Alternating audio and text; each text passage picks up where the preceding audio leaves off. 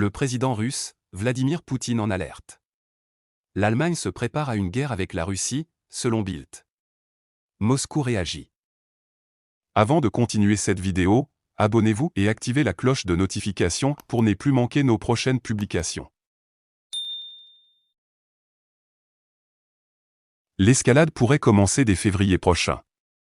Des dizaines de milliers de soldats allemands seraient envoyés au combat peu après.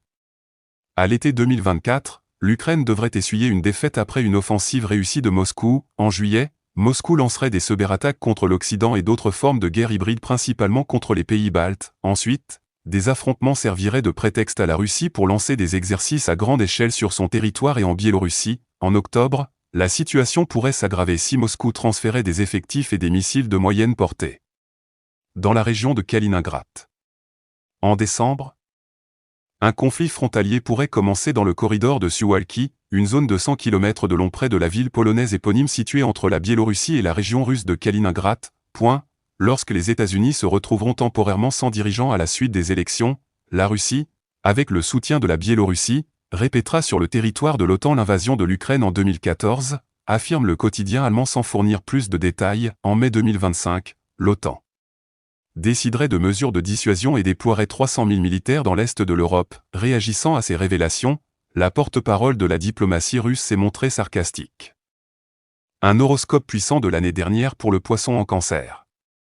Je n'exclus pas que c'est le ministère allemand des Affaires étrangères sous la direction de Madame Baerbock qui ait fourni la partie analytique à la Bundeswehr, a écrit Maria Zakharova sur Telegram. De son côté, le porte-parole de Vladimir Poutine a dit que ce média ne dédaigne pas d'écrire divers intox. C'est pourquoi je préférerais ne pas commenter. Ces dernières années, la Russie a fait l'état d'une activité sans précédent de l'OTAN à proximité de ses frontières occidentales et a exprimé son inquiétude à ce sujet. De son côté, l'Alliance le justifiait par la dissuasion de l'agression russe. Le Kremlin a fait remarquer que la Russie ne menaçait personne, mais qu'elle n'ignorerait pas les actions qui pourraient constituer un danger pour ses intérêts. Moscou a à plusieurs reprises souligné que l'OTAN visait une confrontation.